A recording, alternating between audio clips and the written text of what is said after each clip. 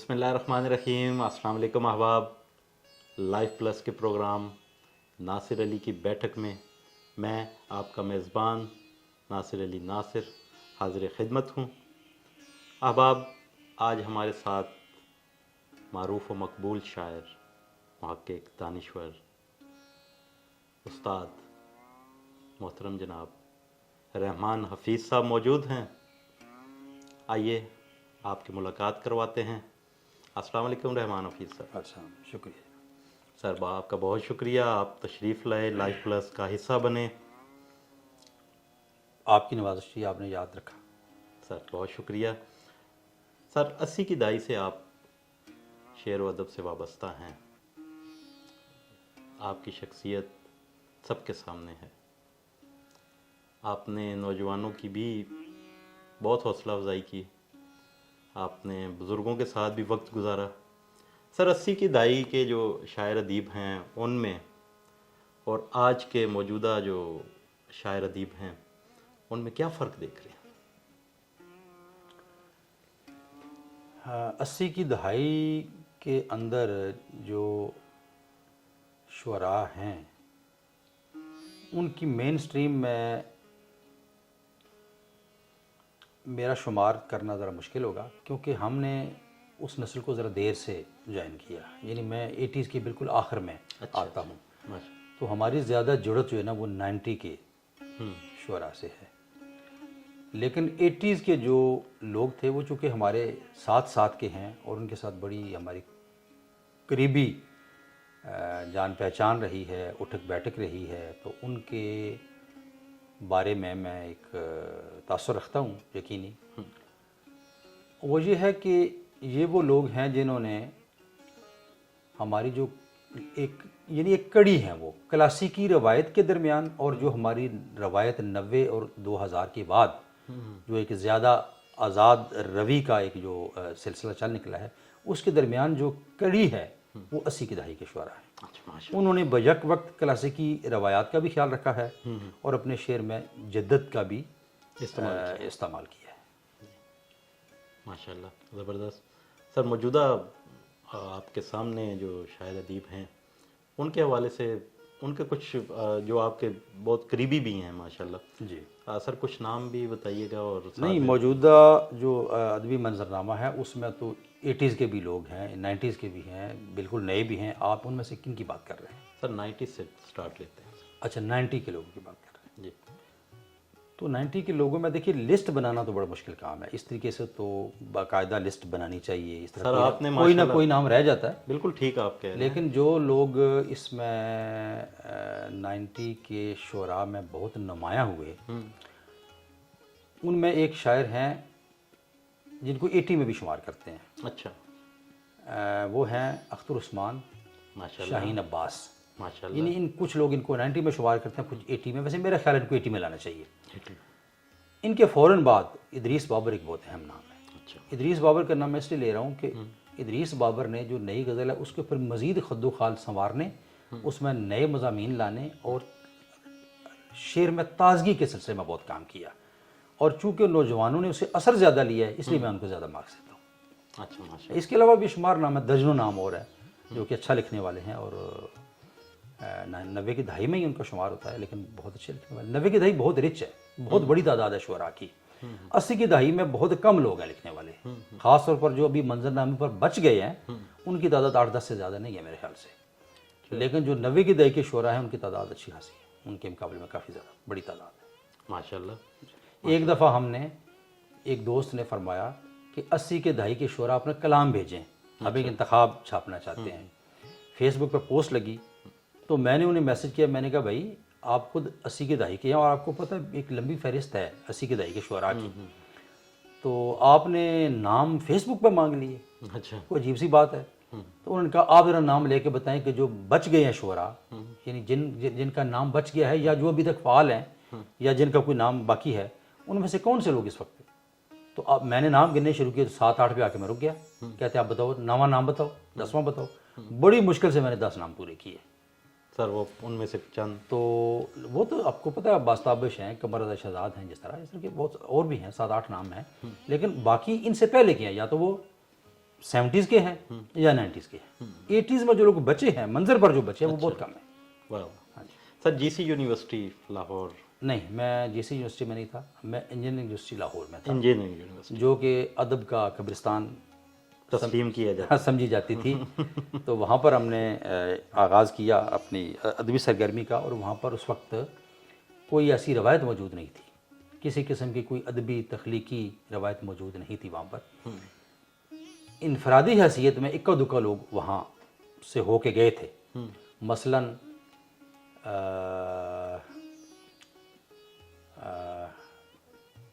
فیصل اجمی صاحب ماشاء اللہ, یو ای ٹی کے پڑھے ہوئے ہیں, لیکن ان کا کوئی ادبی نقش وہاں پر موجود نہیں ہے. ان کا اس حوالے سے کبھی نام یو ای ٹی میں نہیں لیا گیا.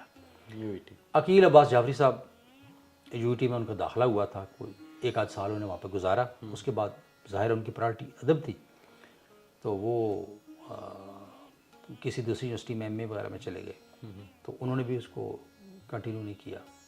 اس کے علاوہ ایک نام آپ کہہ سکتے ہیں غافر شہزاد صاحب, کہ میں نے 86 میں یو ای ٹی کو جوائن کیا, تو اس وقت غافر شہزاد صاحب بھی وہیں مجھ سے کچھ سال ڈیڑھ پہلے کے موجود تھے, اور وہ ادبی حلقوں میں ان تھے اس وقت, اور وہ چھپتے چھپاتے بھی تھے. ماشاء اللہ. تاہم یہ کہ یونیورسٹی کی ادبی سرگرمی میں وہ نہیں تھے.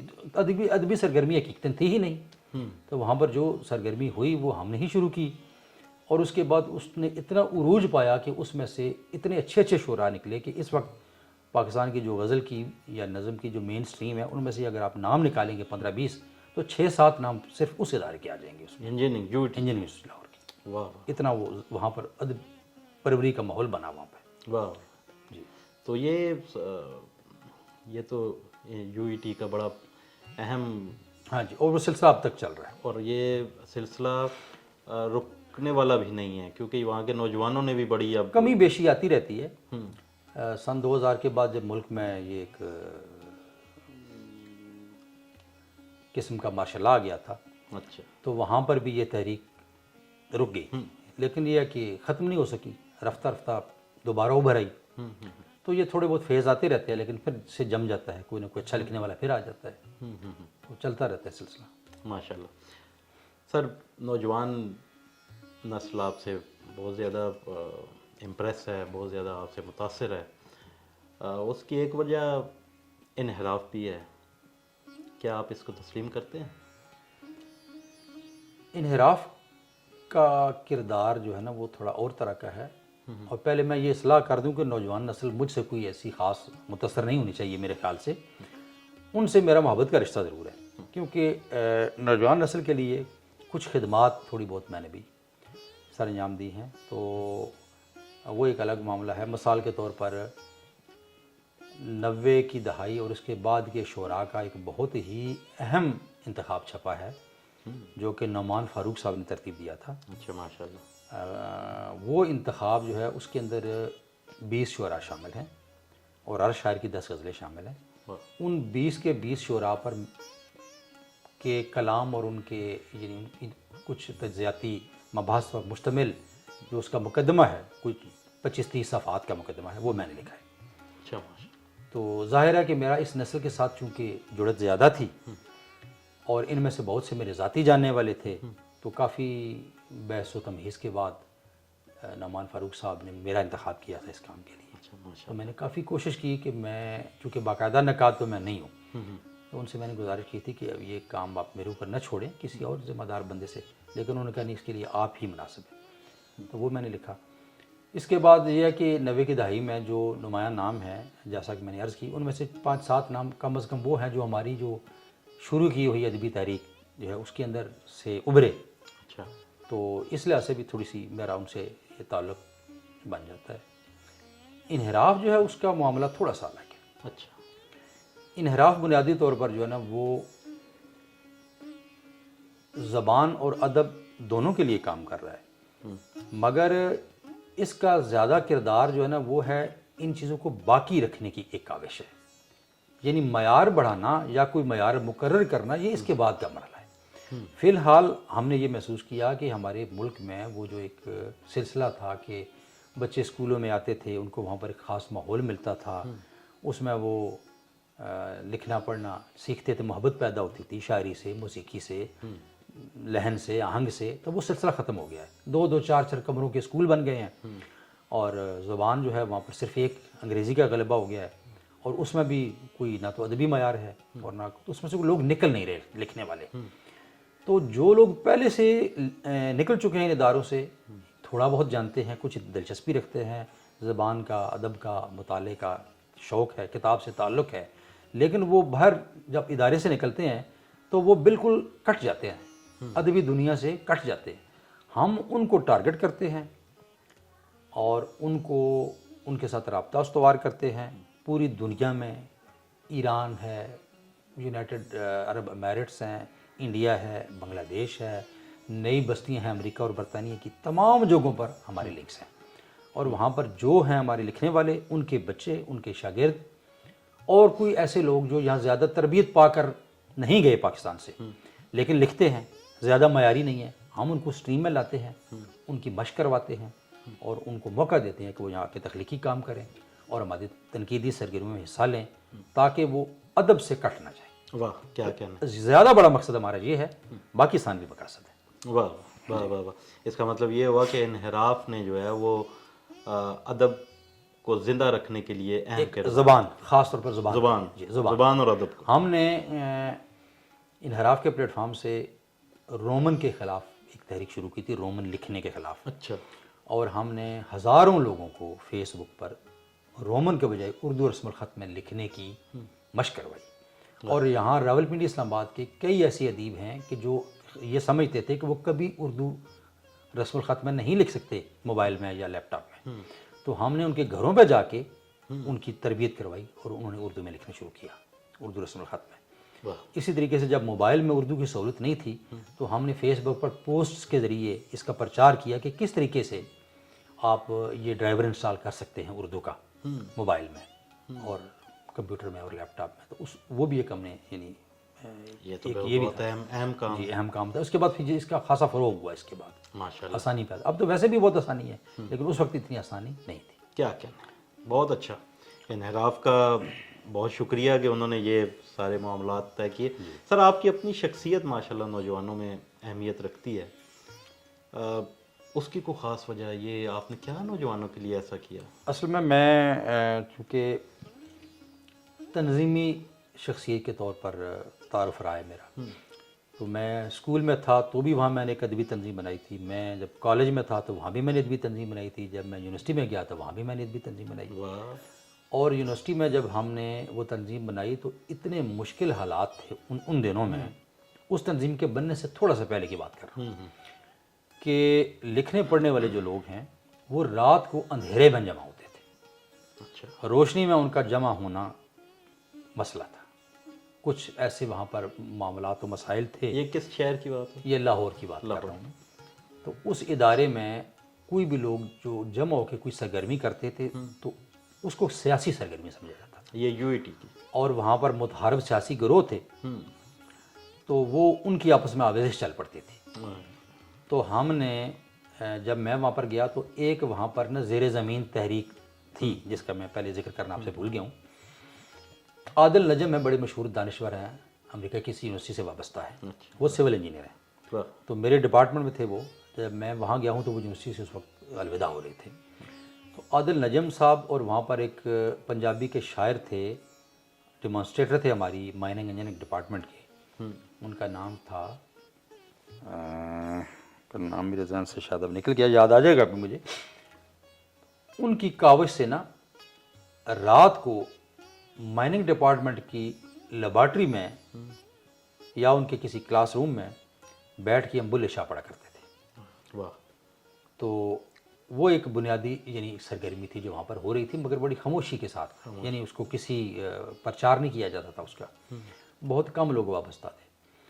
تو بعد میں نے اس کو بڑھایا، ایک تو میں اس کو اردو اور شاعری اور غزل کی طرف لے کے آیا، اور دوسرا یہ کہ انہی دنوں میں جمہوریت بحال ہو گئی پاکستان میں، جو 1988 کی بات ہے، تو سیاسی حکومت بن گئی، تو سرگرمیوں پر پابندی ختم ہو گئی، یونینز بن گئی، تو پھر ہم نے اپنا ایک سلسلہ بحال کیا ادبی، اور باقاعدہ طریقے سے پھر ہم نے یونیورسٹی کے میگزین نکالے اور یونین میں جو ہے وہ ادبی سرگرمیاں کی. وہیں سے ہم نے انجینئرنگ یونیورسٹی کے مشہور عالم اس سالانہ مشاعرے کا سلسلہ شروع کیا جو آج تقریباً 36 سال سے لگاتار جاری ہے. اس سال وہ 36واں مشاعرہ منعقد ہوا ہے. بڑا بہت بڑے پیمانے پر منعقد ہوتا ہے, پاکستان بھر سے بلکہ دنیا بھر سے شعراء اس میں شریک ہوتے ہیں. واہ واہ, کیا کہنے, کیا کہنے, اتنا خوبصورت سفر آپ کا, شعری سفر. تو آپ نے آپ کی بات کاٹ رہا ہوں کہ نوجوانوں کے حوالے سے سوال کیا تھا. جی جی تو ظاہر ہے یہ تمام سرگرمی میں نوجوان ہی تھے ہمارے ساتھ. جی جی, یہ تو پھر اس کے بعد میں جب وہاں سے نکلا ہوں تو انحراف کے ساتھ بھی نوجوان ہی زیادہ تر وابستہ ہے.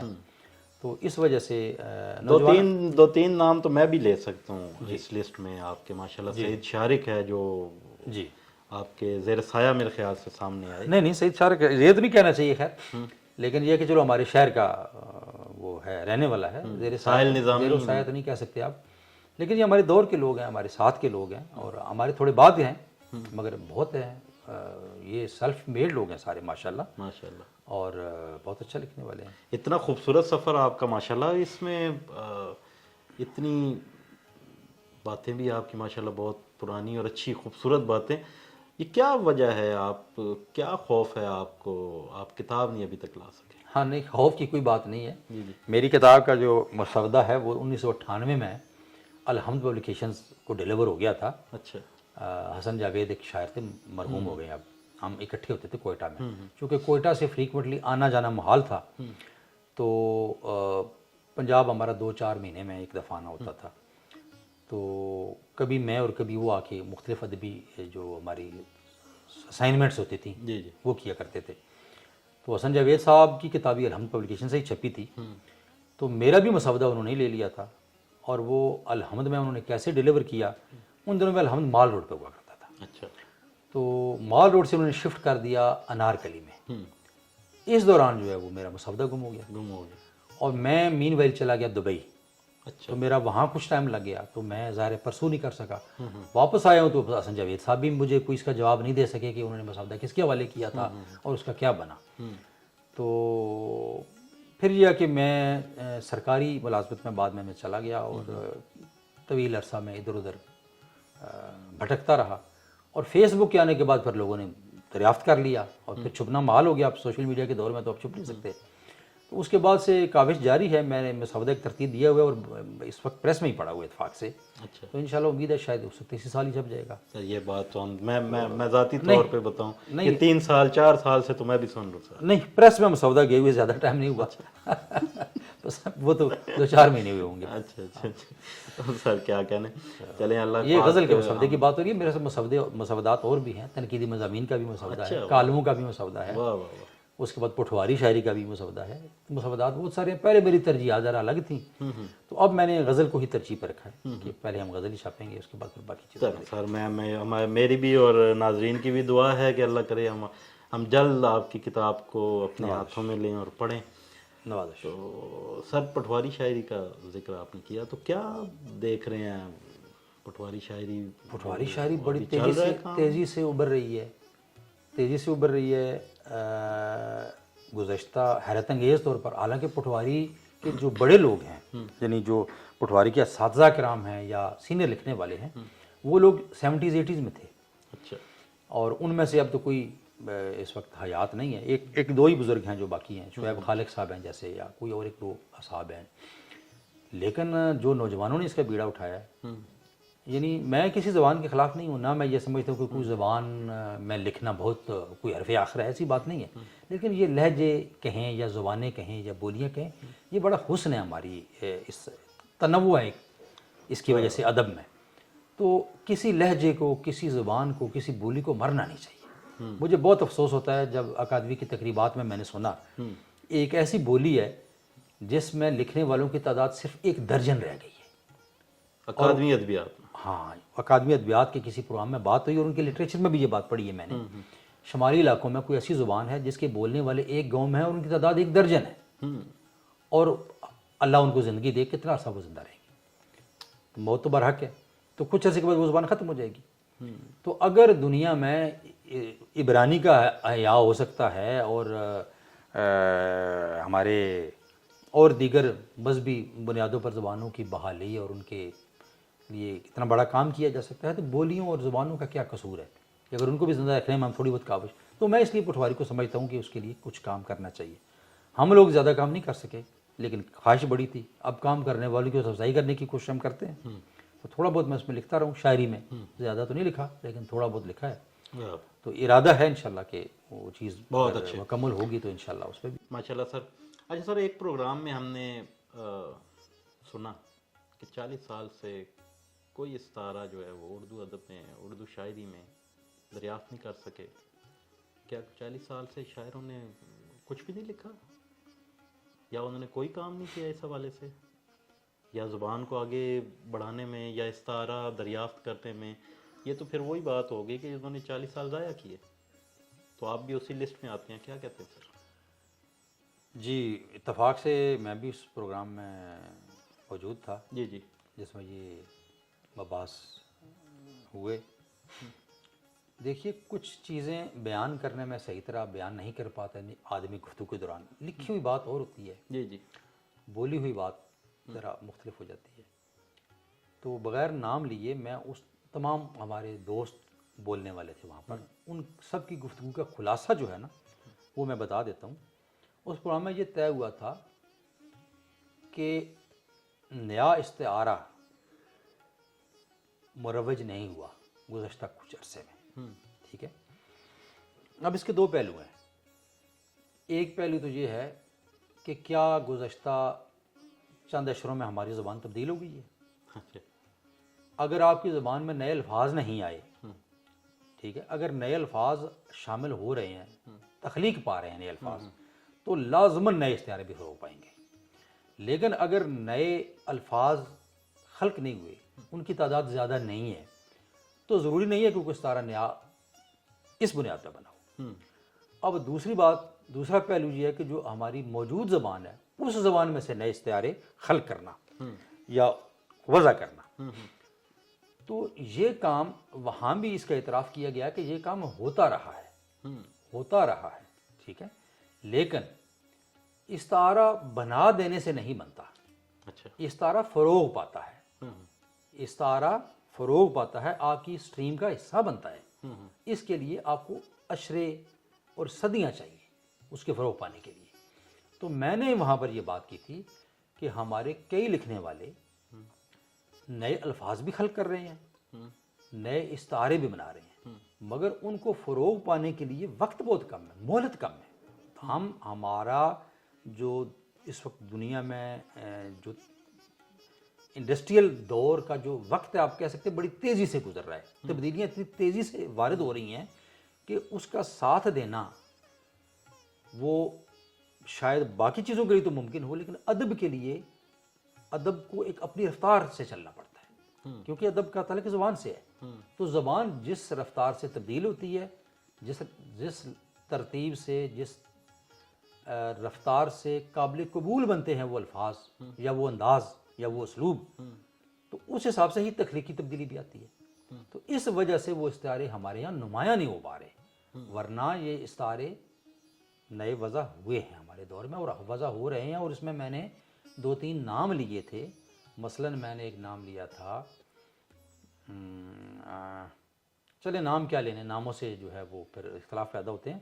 لیکن ہمارے دور میں ایسے لوگ جن کی تخلیقوں میں 10 سال سے بھی زیادہ نہیں ہے، انہوں نے بھی نئے الفاظ، نئے استعارے اور نئے علامتوں میں وہ بھی کام کر رہے ہیں. واہ سر، یہ نام لیے بغیر ہم لوگ کیسے جانیں گے کہ کیسے اس کی یہ وجہ آپ کا ایک نام ہے، آپ کا ایک اس کی یہ بولنا ایک سند ہے. اس کی یہ وجہ ہے کہ یہ ایسی خدمت ہے نا کہ یہ کسی ایک فرد یا ادارے سے وابستہ نہیں ہے. یہ ایک سٹریم کا کام ہوتا ہے نا، ایک نسل کا کام ہوتا ہے. تو وہ نسل اس پر پوری کام کر رہی ہے. کچھ نام اس پروگرام میں لیے گئے تھے، میں نے بھی لیے تھے 1-2 نام، لیکن میں اب سمجھتا ہوں کہ چونکہ اس سلسلے میں میری پوری تیاری نہیں ہے تو اس کی کوئی نام رہ جائے گا تو اس سے تھوڑا سا اختلاف یہ تو ہو گئی بات. وہ جو اس پروگرام ان میں جو سب سے جونیئر شاعر ہے نا، اس کا نام ہے احمد جہانگیر. احمد جہانگیر نام ہے ان کا، جو سب سے جونیئر شاعر ہے، اور وہ کراچی کے رہنے والے ہیں.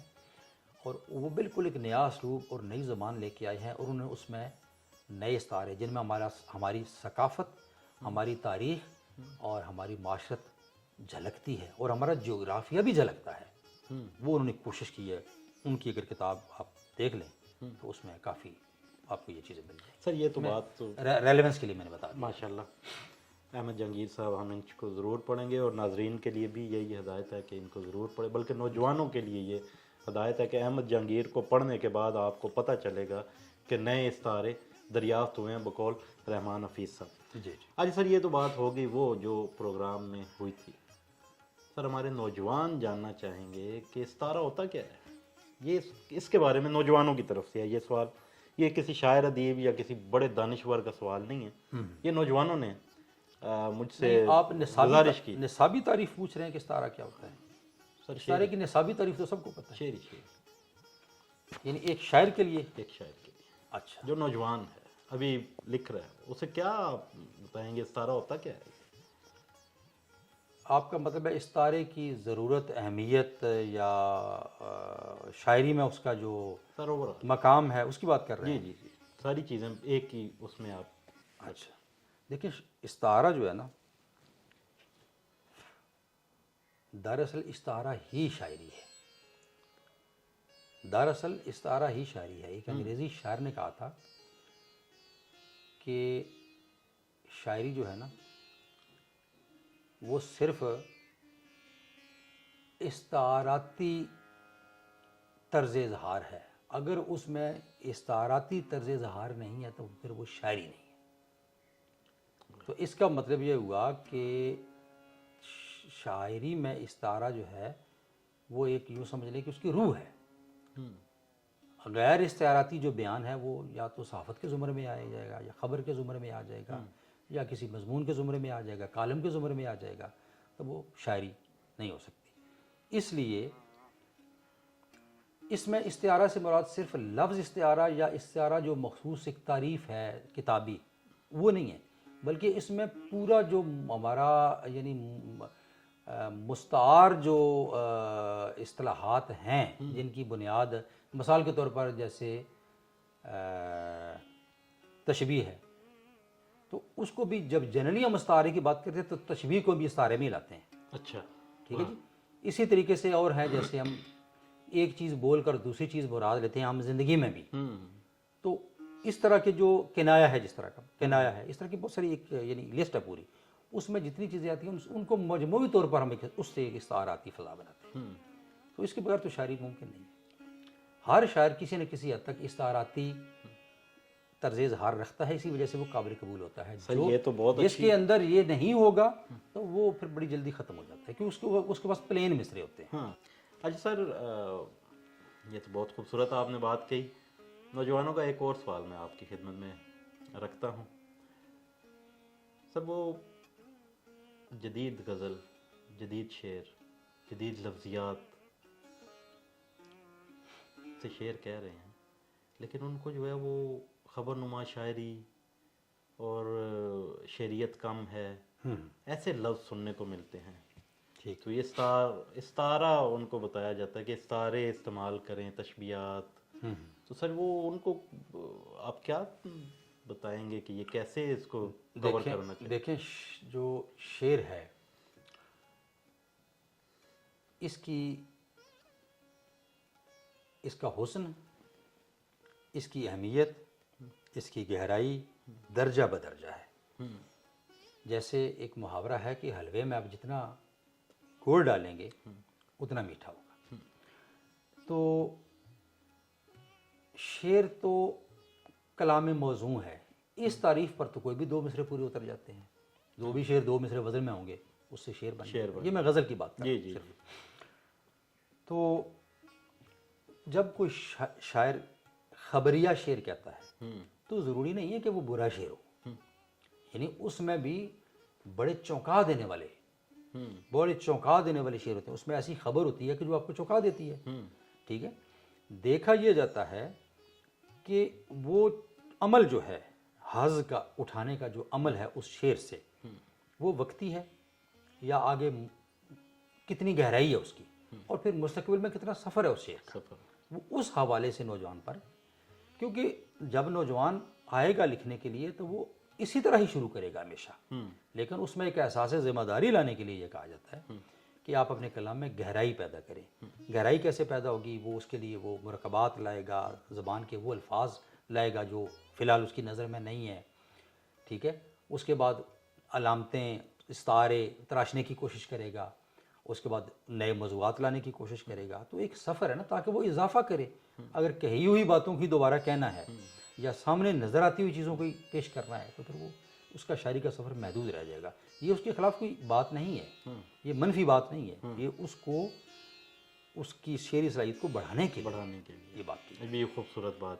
اور اس کا مطلب ہرگز اس شاعری کی نگیشن نہیں ہے. نوجوانوں نے اس قسم کی شاعری میں جو آپ نے کہی ہے بہت اچھے شعر کہے ہوئے. اچھا. بعض ایسے اشعار ہیں کہ آدمی سن کے حیران رہ جاتا ہے کہ یار یہ ان لوگوں کی تربیت کہاں سے ہوئی ہے. اتنے اچھے اشعار ہمارے آج کے نوجوان کہہ رہے ہیں. لیکن اگر کسی ایک نوجوان نے ایک شعر پنڈی میں کہہ دیا تو دوسرے نے اسلام آباد میں کہہ دیا، اور تیسرے نے کراچی میں کہہ دیا، اور کسی نے 2 سال پہلے کہا اور کسی نے 2 سال بعد کہا، تو یہ کافی نہیں ہے. مطلب ایک درجے پہ پہنچنا ہے اور ایک اپنے کلام میں ایک مستقل ہمواری لانی ہے اور معیار لانا ہے. اس کے لیے بہت خوبصورت بات. امید کرتا ہوں کہ نوجوان جو ہے وہ اس جواب سے مطمئن ہو جائیں گے. سر، استعارے کی بات چل رہی ہے. آپ نے ماشاءاللہ احمد جہانگیر صاحب جو کراچی میں اس وقت موجود ہیں اور اچھا شعر کہہ رہے ہیں، آپ نے ان کا ذکر بھی کیا. سر، مثال کے طور پہ ان کا کوئی ایسا شعر جس میں کوئی نیا استعارہ جو ہے وہ تخلیق ہوا ہو، اور اس شعر، یہ سننے کا مطلب یہ ہرگز نہیں ہے کہ ہمیں کوئی چیز سامنے لائی جائے، نہیں، نوجوان جس سے متاثر ہوں تاکہ وہ پھر اس طرف آئیں، استعارے کی طرف، تشبیہات کی طرف. یہ چیزیں لازم و ملزوم ہیں، یہ آپ نے ہی کہا تھا. سر پلیز سنائیں. دیکھیں، میں نے آپ سے یہ عرض کی تھی کہ استعارہ سازی کی ایک کوشش ہوتی ہے، وہ جاری ہے. استعارہ کو پنپنے میں اور فروغ پانے میں بہت وقت لگتا ہے. جی جی. اور میں نے یہ کہا تھا کہ جہاں جو لوگ نئی زبان کو فروغ دے رہے ہیں یا وہ الفاظ شاعری میں لا رہے ہیں جو اس سے پہلے شاعری میں استعمال نہیں ہو رہے تھے، ان کو وہ پوئٹیفائی کر رہے ہیں، وہاں پر اس استعارے کی دریافت کا اور اس کے فروغ کا امکان ہے. اس سلسلے میں اس کا مطلب یہ نہیں ہے کہ کسی شاعر نے کوئی فہرست بنا دی ہے استعاروں کی، ایسی بات نہیں ہے. تو ان کے مجھے کچھ اشعار زبانی یاد بھی نہیں ہے اس وقت. اگر ہوں بھی 2-4 مجھے شعر یاد ہے تو کوئی نہ کوئی اس میں سے اس طرح کی جھلکی برآمد بھی کی جا سکتی ہے. لیکن اگر آپ ان کے کلام پڑھیں گی، خاصی ضخیم کتاب ہے، اچھی خاصی چیزیں اس میں مل جائیں. اس کا مطلب یہ ہوا سر کہ اختر عثمان صاحب نے بجا فرمایا کہ 40 سال سے استعارہ دریافت نہیں ہوا. یہ نہیں، دریافت کے لفظ سے مجھے اختلاف ہے. دریافت نہیں کہہ سکتے آپ، لیکن مطلب آپ یہ کہہ سکتے ہیں کہ وہ فروغ نہیں پا سکا. یعنی میں نے فروغ کا لفظ استعمال کیا تھا کہ اس طریقے سے واضح نمایاں طور پر آپ دکھا کر، کیونکہ استعارے صدیوں میں بنتے ہیں. استعارہ ایسی چیز نہیں ہے کہ میں اور اٹھ کے ایک بندہ 2 آج طے کر لیں کہ یہ استعارہ بن گیا. اس کو اجتماعی قبولیت چاہیے ہوتی ہے نا، اس کے لیے وقت لگتا ہے. کیا کہنا. بہت خوب. سر، ایک نجی محفل میں نے ایک سینئر دوست ہیں، شاعر ہیں، ادیب ہیں، ان سے میں نے سنا کہ شعر انکشاف ہے. آپ کیا کہتے ہیں؟ ظاہر ہے جی، شعر جو ہے وہ اپنی جو ایک طبعی صورت ہے جس میں کچھ الفاظ ہیں اور کچھ عروضی آپ کہہ سکتے ہیں سہولیات ہیں، ان سے ہٹ کے ایک شاعر کی جو اپنی طبع لطیف ہے، طبع سلیم ہے، اس کے اوپر نازل ہوتا ہے. اور سب سے پہلے تو وہ اس کو شکار بناتا ہے نا اپنا. تو جب وہ اس کا شکار بن جاتا ہے، اس سے متاثر ہو جاتا ہے، تو پھر وہ اظہار کے منزل تک آتا ہے. اور وہ اظہار کے منزل سے گزرنے کے بعد جب شعر آپ تک یا مجھ تک پہنچتا ہے تو وہ اس بندے کے اوپر اترا ہوا ہے کہ انکشافی تو ہوتا ہے، آپ کہہ سکتے ہیں. بہت اچھا. سر، یہاں پہ ایک سوال اور پیدا ہوتا ہے جی. وہ یہ کہ یہ پھر مصرع سازی کا جو کرافٹ کا نہیں، وہ الگ بات. مصرع سازی ثانوی عمل ہے. دیکھیں، سب سے پہلے شاعر کے اوپر تو خیال نازل ہوتا ہے نا، پھر جس زبان میں شاعر سوچ رہا ہے وہ اس کا روپ دھارتا ہے. ٹھیک ہے. اس کے بعد وہ اس کی زبان سے جب ادا ہوتا ہے، ادا ہوتے ہوتے بھی وہ اپنے آپ کو بنا رہا ہوتا ہے، سنوار رہا ہوتا ہے، کاغذ پر اترتے ہوئے بھی اپنے آپ کو تعمیر کر رہا ہوتا ہے، تاکہ جب لکھا جا چکا ہوتا ہے تو بھی شاعر اس کو بعض اوقات قلم زد کر کے تو اس کی اور بھی محسن اس کے سنوار رہا ہوتا ہے. نوک پر تو یہ کہ نوک پلک سنوارنے کا عمل تو فطری ہے. یہ تو بڑے بڑے شعراء کسی بھی کوئی بھی ایسا بڑا شاعر نہیں گزرا جس نے اس سے آپ علامہ اقبال کے جو مسودات سامنے آئے ہیں تو علامہ اقبال جیسے جن کے مصروں کے بارے میں کہا جاتا ہے کہ بھئی جیسے نازل ہوئے ہوں اس طرح کے ان کے اوپر بھی ان کا قلم لگا ہوا ملتا ہے. ایسی بات قلم لگا ہوا. یہ تو بہت خوبصورت بات آپ نے کی. ہمارے ایک اور دوست ہیں ان سے بھی ایک بات یہ چل رہی تھی اس دن جی ہم لوگ کر رہے تھے یہ بات کہ قاسمی صاحب جی انہوں نے بھی کلمیں لگائیں دوستوں کے. آپ کیا یہ تمام اساتذہ کرام جو ہے نا جی وہ کلمے لگاتے ہیں. اور ہم بھی میں نے ایک دفعہ امروز میں اپنی غزل بھیجی شائع ہونے کے لیے. اس وقت میں میٹرک یا FSC میں پڑھتا تھا. تو میرے خیال میں امروز کے جو ایڈیٹر تھے ادبی ایڈیشن کے وہ یوسف حسن مرحوم تھے ماشاءاللہ. لیکن وہ وہاں سے جا چکے تھے. تو میں نے ان کے نام خط لکھا. ان کا جواب آیا کہ میں آج کل امروز کے ادبی ایڈیشن ایڈیٹ نہیں کرتا ہوں. تو آپ کی غزل میری ماشاءاللہ اچھی غزل ہے لیکن اس میں یہ مصرع یوں نہیں یوں کر لیجیے. تو بہت اچھی سجیشن تھی تو مجھے بہت اچھا لگا. اسی طریقے سے جو احمد نعیم قاسمی صاحب ہیں وہ فنون میں جو بھی لوگ ان کو غزلیات بھیجتے تھے اگر غزل میں زیادہ کام ہو تو وہ ان کو واپس بھیج دیتے تھے اچھا سجیشن کے ساتھ. اور اگر اس میں کچھ چھوٹا موٹا کام ہو اور بندہ ان کا برخوردار ہو ان سے ان کی اچھی کمیونیکیشن ہو تو وہ چھوٹی موٹی چینج بغیر بتائے بھی کر دیتے تھے. اس کا میں خود گواہ ہوں. یعنی ہمارے ایک دوست ہے میں نام نہیں لیتا یہیں پر موجود ہے بڑے سینئر صحافی اور شاعر ہیں. تو میرے حلقہ احباب میں تھے ہمیں روز ایک غزل سنایا کرتے تھے. ان کی وہ غزل جب فنون میں گئی تو ایک مصرے میں کوئی ترمیم کے ساتھ چھپی. تو میں نے ان سے پوچھا میں نے کہا یہ ترمیم آپ نے کب کی اور کہاں کی. کہتے ہیں یہ قاسمی صاحب نے کی ہے. تو یہ تھا سلسلہ. کیا کہنا ہے. اور یہ باقی اساتذہ کے بارے میں ہم نے سنا ہے. قلم لگانا. جی قلم لگانا لگانی پڑتی ہے. ٹھیک ہے بہت اچھے. اچھا سر ہمیشہ سے میری خواہش رہی ہے اور آج ہمارے ناظرین بھی یہی ان کی بھی خواہش ہے جی اور مجھے بہت ساری فرمائشیں بھی ہیں جناب کہ آپ سے کچھ سنا جائے تو سر کچھ عطا ہو. اپنا کلام بھی سر جی میں کسی قابل تو نہیں ہوں جی. میں میری امید ہے کہ آپ اپنا ہی سنائیں. چند اشعار عرض کرتا ہوں. جی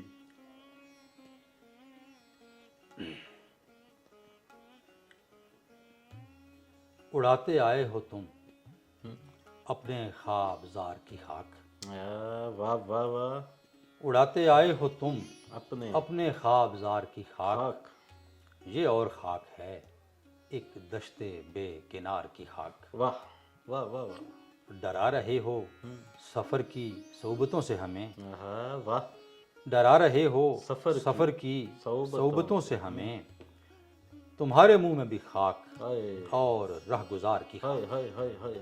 واہ واہ واہ. ہمیں بھی ایک ہی صحرا دیا گیا تھا مگر واہ. اڑا کے آئے ہیں وحشت میں بے شمار کی خاک. خاک. واہ واہ. اور یہ میں نہیں ہوں تو پھر کس کی آمد ہے. واہ. یہ میں نہیں ہوں تو پھر کس کی آمد ہے. خوشی سے ناچتی پھرتی ہے ریگزار کی خاک. واہ واہ واہ. ہمیں مقیم ہوئے مدتیں ہوئیں لیکن واہ. سروں سے اب بھی نکلتی ہے رہ گزار کی خاک. گزار کی خاک. واہ. یہ حال ہے